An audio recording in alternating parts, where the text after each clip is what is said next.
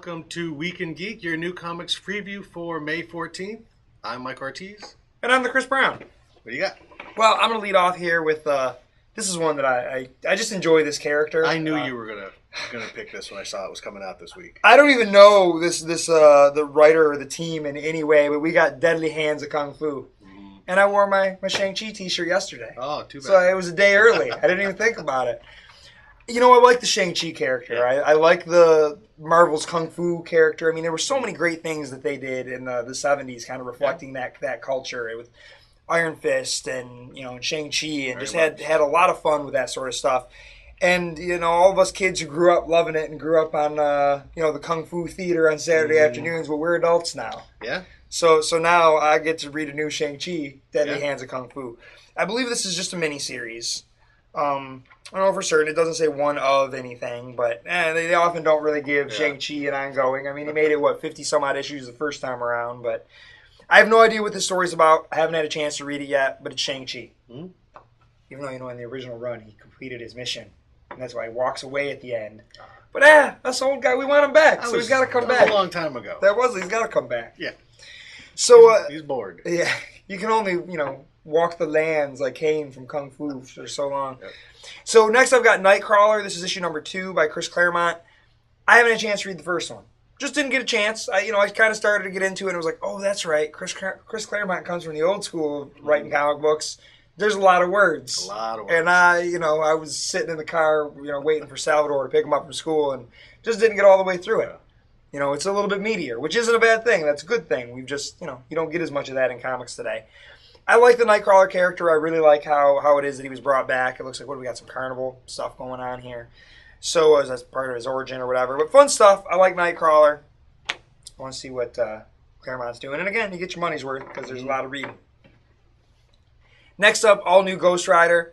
This is the new book that I keep going, I don't know, it's all right, but I just keep reading it. I don't know that I love the character yet. I don't really...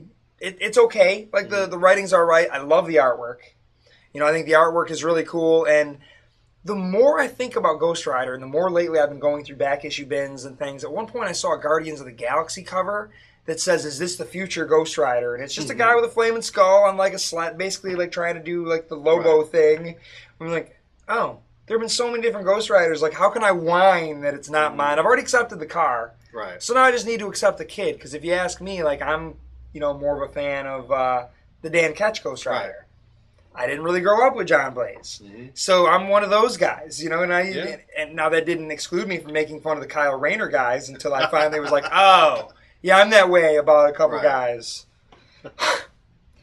So that's where I'm at with Ghost Rider. I'm going to keep reading it. I'm willing to give it a try because I do like the concept, of the car, and I love, Trad Moore's artwork, so... Next up, we're shifting over here. We're doing a little Boom box. This is Boom. Boom's finding its way in my stack more and more each week. Yeah. This is Lumberjanes, number 2. I liked the first issue. It was just kind of a fun kind of thing, kind of an all-ages thing. And, I like that it's, a bunch of girl protagonists. We need to have more of that in comic books because, it's not just a bunch of boys in comic book stores anymore. And, we need to... reflect that, and it's just a cool, fun story. I really like it. It's girls on a sweet adventure. Like this one, they're river rafting, and yeah, it's cool. I liked that first issue and thought it was a lot of fun. Next up, now shifting gears quite a bit from girls on a camping adventure to Afterlife with Archie number 5. I love this book. I really, really dig this. At first when I was hearing all the Archie's dying business, like I thought someone told me it was in this. It's in Life with Archie, the other thing. So this is going to keep going. Yeah. So it's kind of funny that Archie's not dying in the zombie book. He's dying in the other book where he's old. I thought the same thing. But I think this has been cool. I really like Francesco Francavilla's artwork. I really like Roberto Aguirre Sacasa's writing. I like that they're taking it serious. Mm-hmm. What was it at... the Detroit Fan Fair, I was talking to Tim Seeley, and what he told me, he's like, yeah, I thought it was going to be a little bit more Archie and a little bit more tongue-in-cheek. I said, I don't know, I kind of like that it's a straight-up horror book with the characters that we know. I mean, that's kind of what I was talking about before. I mean, you kind of, as you grow up a little bit, you get a certain idea of what characters are supposed to be, and it's nice sometimes when they grow up with you and you don't just have like a capsule in time. And this is a book where I feel like that's doing that for me. It's certainly stroking that sweet spot of horror comics for me, but it's characters I know and it's making it entertaining and fun and weaving that Riverdale mythos pretty well. One of the things that I think is interesting with that and also what Archie is doing in that Life with Archie book, and soon to be Death of Archie. Right. For 60 years, 70 years, Archie was basically the same kind of character telling the same kind of stories over and over again. Yep. Whereas with Superman, you get happy stories and sad stories and comedy stories and horror stories and sci-fi stories. And it took Archie a long time to kind of realize they can do different kinds of stories with Archie in addition to doing the stuff that they've always done. I hope this opens up like sci-fi Archie stories and every other genre. Everyone ends up in space eventually, but isn't that the shark jumper?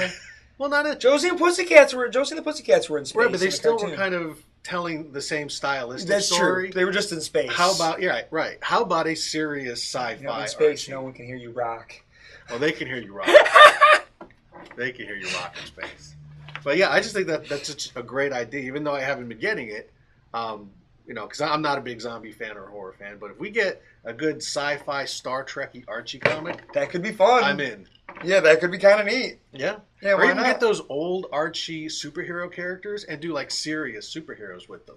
That would be awesome. What was it, Archie the Pure Heart or whatever? Something like that.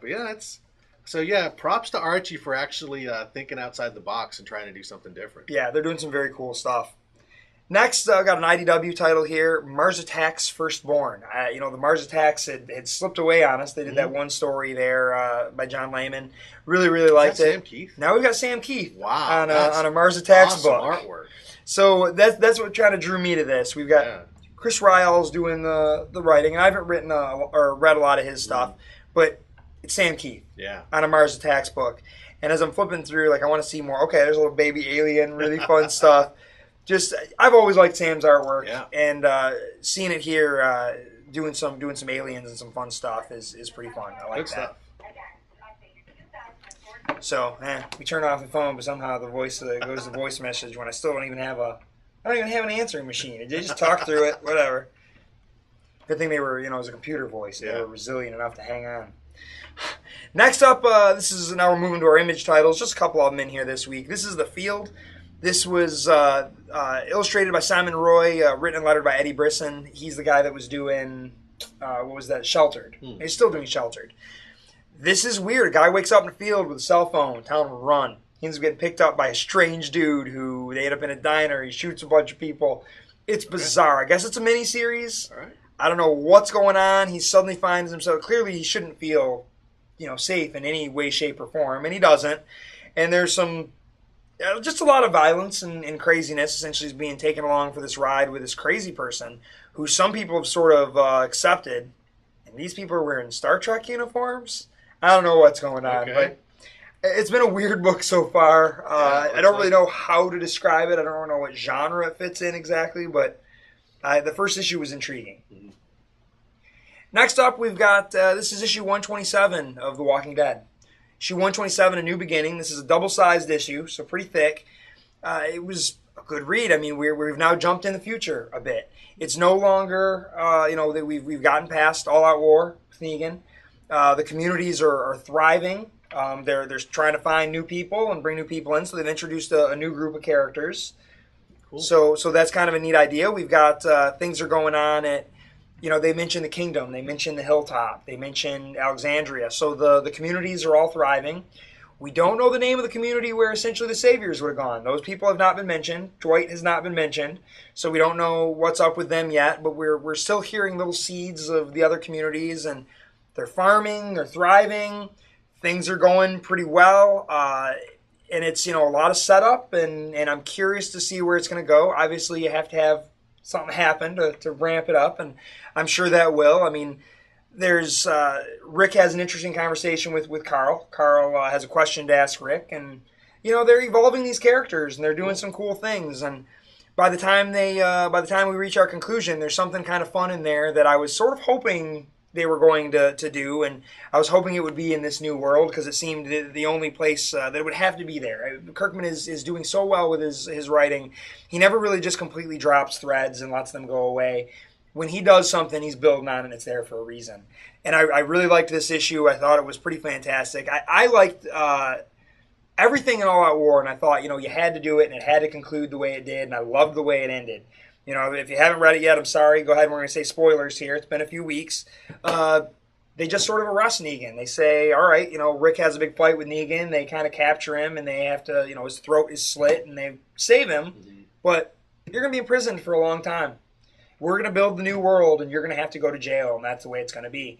And it's kind of interesting to see how they have community, and they're doing things. And, Rick is very much the leader in Alexandria, and Maggie is the leader in, at the Hilltop.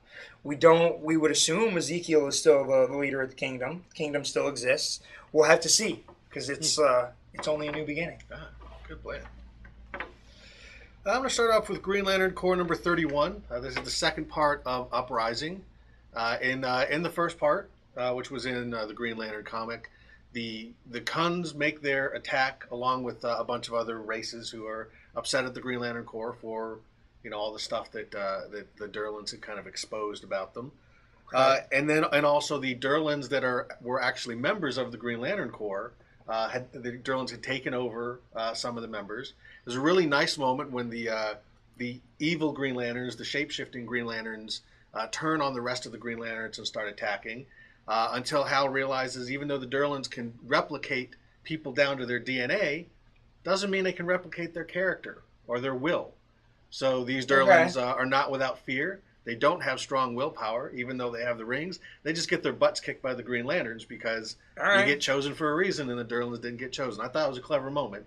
And then they realize, the Lanterns who had these rings in the first place are still out there. We got to go rescue them. So that's where it leaves off, with them leaving to go rescue the Lanterns that were being impersonated by the Durlans. I think that picks up in here, along with the search for the other kind of Durlans that are out there, and basically it's just continuing this big conflict. But it's been good stuff. Cool. Very good stuff. Next up, Justice League United number 1. This is Jeff Lemire and Mike McKone. The Zero issue was pretty good. Was it? Okay. It was really a lot of setup. Not really a lot of plot happens. It's more kind of introducing things.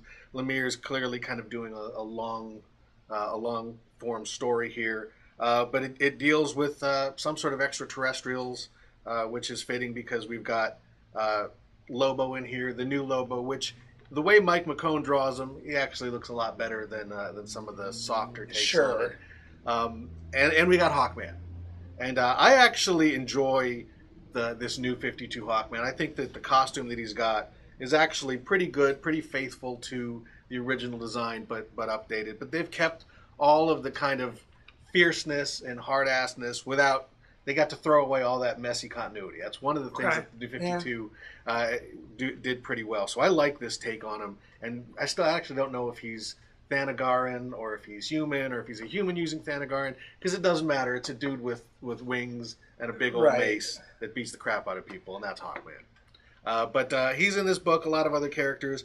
We'll see what's going on. We got introduced to Adam Strange in the first issue, and he and the Justice League got zapped away to what I'm assuming is going to turn out to be, was it Ran that he goes to? Oh, yeah, yep. But, I thought you were going to say Canada.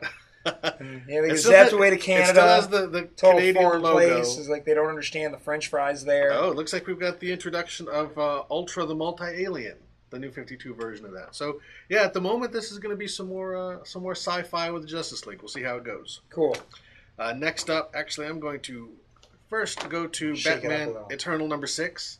This book has been really good. Yeah? And I'm not a big Batman fan necessarily, but this, it seems like they're kind of mixing a police procedural kind of detective story. It's a really, really good sort of big story. So far, the artwork has been fantastic throughout all of the different artists. I think the writers here have been coordinated really good. I'm really surprised at how much I'm really enjoying this. Again, it's blending a lot of different kind of cop style genres. So there's a mystery, there's a couple different mysteries going on, plus very much a police procedural, plus like the district attorney and things like that, and the Gotham Gazette. So it's almost like this is their version of like The Wire or something like that, where we're going to see how all these different pieces, from the cops to the lawyers and the journalists and the superheroes, all fit together into what looks like is going to be one pretty big story. So so far, I'm really, really enjoying this. And didn't DC used to have a character like Mr. District Attorney or something or other? Is that the new 52 version? That would be kind of interesting. No, I don't think they've done that yet. Next up is the other that book that nobody's ever heard of, Shoot Up in Value. It'll be the next $300 book. Next up, we've got the other DC Weekly, New 52 Future's End. I really enjoyed the Zero issue. That first issue actually didn't quite sell me. One of the things that's kind of what I wanted to do this one first. One of the things, if you look back at books like 52 and Brightest Day, where they really are telling several different stories simultaneously, it all boils down to how much do you click with the individual story. The stuff with Batman Beyond, that I really loved. But the Firestorm stuff, not quite so much. There's also a thing where at the end of the last issue, Green Arrow died. And this is going to be kind of the aftermath of that. And I don't suspect I'm going to dig the Green Arrow stuff as much as well. So that's one of the things with this. If the other stories that are going to be popping up here don't step up to what the Batman Beyond stuff was, I don't see myself finishing this book. But I'll give it a shot. It's only the second issue. With these monthly things, you can see the future ending for this book. You kind of have to. You got a month, so you got 4 issues to kind of sell me. But I think the way they're doing it, Batman Eternal, so far, been a little bit tighter. Next up. I don't know which one of these goes first, so we're going to start with Superman Doomed #1. Scott Lobdell, Charles Soule, and this is the beginning of Superman Doomed. You know, the New 52 Doomsday. He's taken on Superman. He's kind of coming back. I don't know if they've established that Doomsday killed him in the New 52 or not. I think they did establish that that Superman died, but maybe not. That was all kind of early in the New 52 when they're still working things out. So this is the beginning of that crossover, which I'm assuming then continues into, Action Comics #31, which is Greg Pak and Aaron Kuder. These guys are doing a great job on this book. Looks like we got Lex Luthor in here, but this is continuing the story. We got Wonder Woman, we got Superman, we got Steel, we got Krypto. So it looks like the super family's all here, taking on Doomsday, and this will continue. I guess the Superman Wonder Woman 8. And that's usually in my stack, but I think I missed it because I knew you were doing all the Superman stuff this week. So, but that's written by Charles Soule. That's been a fantastic book. He's the guy that writes, Superman Doomed. Mm-hmm. So he's going to lead through. He's probably kind of taking the charge on this a little bit, and he's a really, really talented writer. And I'm curious to see. I mean, a lot of people will bash the death of Superman from years back. I actually thought it was a lot of fun. I thought it was a pretty good book. So, we'll see what they're going to do with Doomsday in the New 52. I actually had like a 15-year-old girl come in here with her dad last week. She was dressed like Supergirl. She had a Supergirl shirt on, like a little red skirt, and she just came in and pointed at the death of Superman on the wall. That right there. I'm like, that's Superman? She's like, yes. Okay. Oh, cool. There you go. Yeah, she was very excited about it. Took it down. Dad bought it for her, and very nice. Yeah, she was excited. Next up, we've got Star Trek New Visions: The Mirror Cracked. This is another photo novel by John Byrne. Is that the sequel to the this looks like it's going to be, well, not to the first one. This is a whole other thing. This is a whole other story. They're all self-contained stories. Oh, okay. This is a sequel to Mirror Mirror. Gotcha. So, he's going back. The first one kind of tied into Where No Man Has Gone Before. This one ties into Mirror Mirror.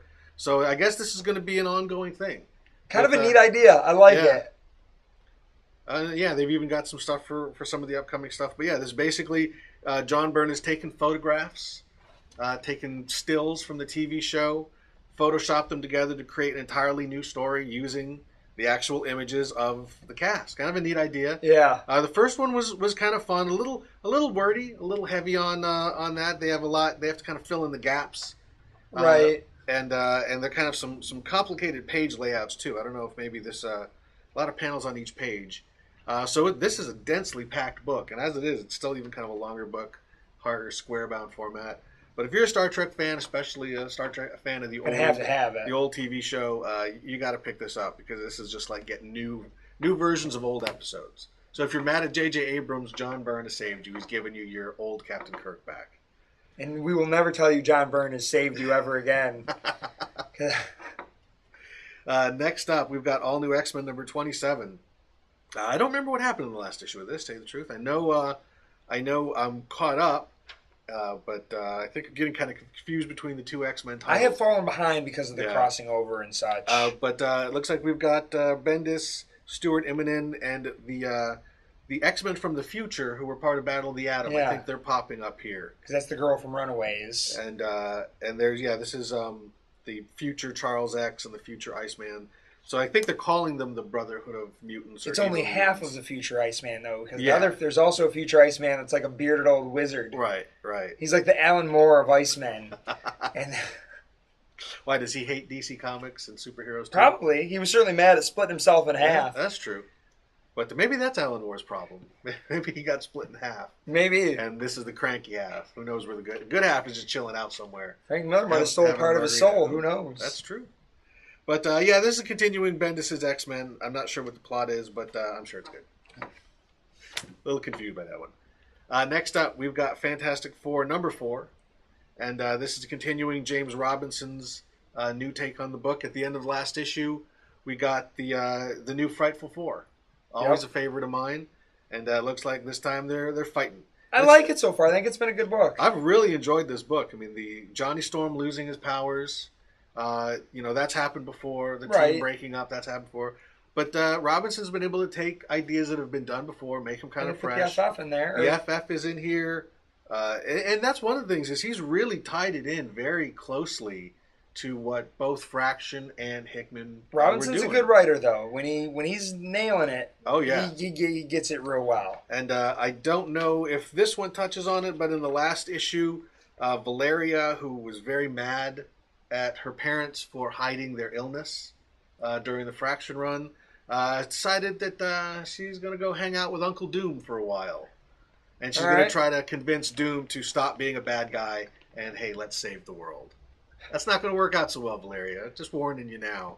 Uncle Doom may be nice to you, but not everybody else. But anyway, again, I was concerned when Robinson was announced on this because sometimes, you might get that Justice League cry for justice, James Robinson, but no, we're getting Starman James Robinson here. And this is good stuff. This is, this book has been really fantastic since Hickman took over. Even before that, there were other moments where it was great. But I'm really, really happy to see the Fantastic Four be a great book again, as it's been for the last couple of years. Next up, New Avengers #18. This is Jonathan Hickman and Valerio Schiti. Hope I didn't screw that up. I think we've done that before. But this is continuing basically the Illuminati version. They've been looking at other Earths to see how they have dealt with these incursions. Okay. And all part of the big storyline that's going on. They were peering into an Earth. It was very clearly a knockoff of the Justice League. And I think in this one they actually meet up. I believe that's what's going on. If it's not in this one, it's in the next issue. But it's almost like a cartoon animated series look to it. Yeah, very, very kind of linear sort of stuff going on there. But this is okay. It looks like at the end of this is when they're going to face off against the fake Marvel Justice League. Okay. But that's the plot that's going on. We've got Namor and the Black Panther kind of trying to figure out how to save the world from these incursions. As we've said many times before, Hickman's telling a very, very big, broad, cosmic spanning storyline, getting all these parts together, and it's really been a lot of fun. Next up, this was almost my top pick. This is Avengers #29. Again, it's Jonathan Hickman, but this is an Original Sin tie-in, and I believe the premise of this is... Oh, that was a cool shot right there. If you remember back to the beginning of the New Avengers run, they bring Captain America into the Illuminati. He is opposed to what they're doing, so they wipe his mind. In this issue, Original Sin, the sins of the past are being revealed. I believe Cap finds out what they did to him, and he's not too happy. And you see a confrontation with Iron Man. Those two have got a history of disagreeing with how to do things. And ever since they introduced that element where the Illuminati wiped Cap's mind, you knew it was going to pay off. It's been a couple of years. It sat around. I had forgotten about it. Now we're getting the payoff of that. So for that payoff that we've kind of been waiting for and sort of excited for, this was almost the pick of the week. But still, I'm sure this is going to be fantastic because lately all of the conflicts between Iron Man and Captain America really, really great showcases for those characters. And in Hickman's hands, I think it's going to be a lot of fun. Yeah, I might have to pick that one up too because I really liked that first issue of Original Sin. I thought it was fun. Yeah, me too. Really, really good stuff. All right, so I guess that brings me to my top pick. Now, this is a book that has been out a couple of weeks. It actually debuted at C2E2, a few weeks ago. But we just got our copies at the end of last week. This is Touching Evil #4 by Dan Doherty with, inks by Monica Rass, colors by Wesley Wong. Beautiful stuff. I mean, this is continuing the tale of the evil ancient curse that has now been passed along from our original, victim to Ada, who is our now main protagonist. And it's kind of interesting. She's kind of back in the real world, and no one really knows what's going on. I mean, this is taking place over a few days. Marvin, the original bearer of the curse, was being used by an evil prison warden. He passes it along to Ada the first chance he gets, and because he finds out the one piece of information that the warden was dangling over him, that kind of blackmailing him to do his bidding, that's no longer viable. It's no longer relevant. Marvin's retired. He steps out, passes it along to Ada. Now you're finding out some things about the history, how it is that Marvin got sort of blackmailed into this in the first place. What maybe went on with his history. There's a journal kind of documenting things that were going on. We're exploring what's going on with Ada. Dan Doherty has done such a wonderful job weaving this story. It's, again, one of these things we were talking earlier, a heavy read, a dense read. When you read it, feel like you're getting a lot more out of it than a typical comic of today. But his characters are so rich and so interesting, and this is the best art I've seen out of Dan, and in the years I've known him. Some really, really stellar stuff, and check it out. I mean, if you shop at Comics Some More, certainly buy it from me. We've got all 4 issues. If you're not in the area, I mean, you're probably going to have to go to Dan's site, which is, I believe, beardo.com, and, you can certainly order it from him there. It's not a mainstream comic. It's self-published, but it's probably the best thing you're currently not reading. Definitely check that out. Pick yourself up the first 4 issues. You'll love it. Mm-hmm. I certainly do. It's really, really great stuff. I'm glad to have it this week. Dan does a lot of conventions. Yeah. And convention season's really kicking into high gear. So check out your local convention, see if he's there. Pick it up from him directly. Get it signed. Say hello. He'd be more than happy to sign it for you. I'm sure. Definitely. My top pick is Starlight #3. This is Mark Millar and you've really been digging that one. Make Image Book your top here. I just read. The first one was my top pick too, based entirely on the art by Goran Parlov, which is a very European sci-fi Mobius meets Flash Gordon sort of thing. Then I never got around to reading it. Second issue came out. I read both of them. I love this story. Okay. A lot of Mark Millar stories, his creator-owned stuff. A lot of it definitely could be turned into movies. This could be turned into a good movie. All right. So far, it doesn't have kind of some of the dark, twisted stuff. It's a story of a guy who was like an Air Force test pilot who somehow gets sort of sucked away to another planet, very Flash Gordon, Buck Rogers-like, where it's a very Flash Adam Gordon. Strange. Yeah, Adam Strange. But a very kind of old school sci-fi, very Tom European Carter. look. Yeah, you see, this is a time-tested tale. This is a great sci-fi angle. But what Miller does a lot of times, to give it a different twist, is then he goes off, he saves the other planet, but then he has to come back to Earth because he can't imagine spending the rest of his life without his woman. So he comes back to Earth, and nobody believes where he's been, and he's kind of made fun of. And he was a hero and a savior of a planet. Okay. Now he comes back here and he's kind of a joke, but he doesn't care because he's got his wife and his kids, and he lives a nice long life. After his wife passes away and his kids have grown up, he's an old man who's kind of in the twilight of his life. And a representative from that planet shows up and says, "Things are worse than ever. We need you back." So he puts on the old thing, hops in the spaceship, and goes to the other planet and finds out that it's horrible. It's been overrun by aliens who have taken over the planet and enslaved the population. And now this old man's got to put his superheroine back together and save the world again. Really cool. A lot of fun. I could see this being, I could almost see it being a Pixar movie, because at least right now there's no kind of dark, twisted elements to it. Great story, and the artwork is absolutely phenomenal.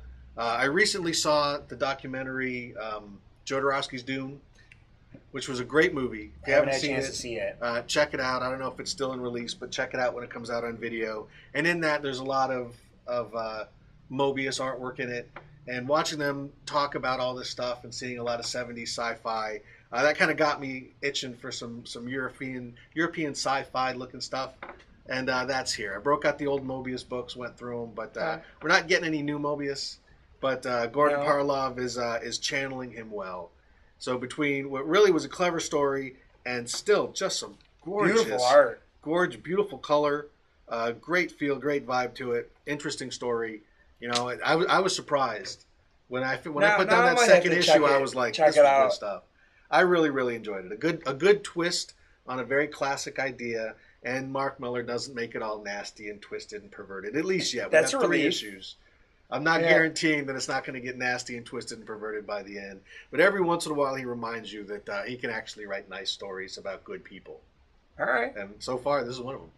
I might have to check that out myself. And you mentioned Jodorowsky's Dune. We just lost H.R. Geiger. Yes. That had just happened. News. So yeah, it was. I mean, he was an old man, I'm sure, but yeah, that kind of shocked me. Yeah. When I just heard about especially that. after seeing that documentary and seeing how much he was in there and how important he was to That would have been a weird movie, man. Oh man, been a weird movie. Somewhere there is an alternate universe where that movie got made and the whole world is different. And David Lynch directed Return of the Jedi. It's everything's different. I'm sure I'm not bearded there. I don't know what's going on. In the David Lynch Return of the Jedi universe, that's the one where Christopher Walken got the part of Han Solo. So imagine a Christopher Walken Han Solo and a David Lynch Return of the Jedi.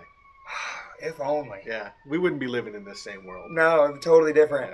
Yeah. One other thing I want to touch on, and we talked about a little bit before we got rolling, is there's some trailers for some pilots that have been picked up this week. I have not had a chance to see Gotham yet, but that Constantine pilot looks great. Good stuff.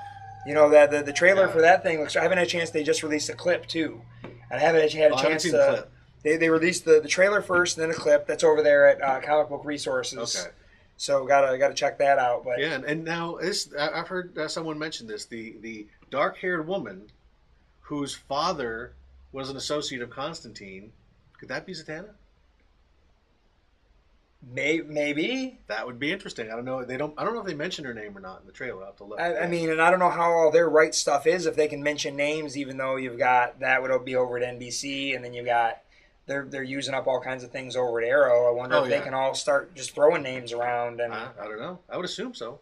I mean, they've had television shows that have crossed over before. I mean, that would be kind of interesting to see a Constantine pop over to Arrow or over to Gotham or whatever. I mean, if they did a little bit of that.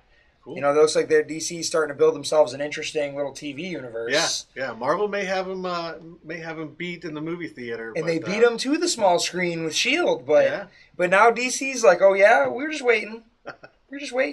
Well, Marvel's banking on Netflix. Yeah. Yeah. Well, that's going to be quite a thing. Yep. But for now, it looks like DC's doing some cool stuff, and I'm excited about what they got going. I can't wait till we get something for the Flash too. The photos we've seen that were not taken by some dude on the street with a cell phone look pretty good. Yeah, true. But the other one's like, what are they doing over there? Well, but some exciting stuff, some fun stuff, and a good week. Oh, and, we might get the Batmobile reveal soon too. Oh, really? Yeah, I don't know if you saw that. Zack Snyder tweeted for the back for that movie that I'm acting like isn't happening. Right. Okay. Yeah. So yeah, a lot of news for DC this week. All right. Yeah. Oh God, I can't imagine what he's going to make the Batmobile look like. So far, all you can see are the bat wheels. Okay. And it looks like he basically just combined Nolan's Batman with Burton's shit or with Burton's thing. You shoot a thing in Detroit. Like, come on, get clever. Yeah. There's plenty of designers over here that love to crack at it. But that's all the news that's fit to print, and that is your Week in Geek.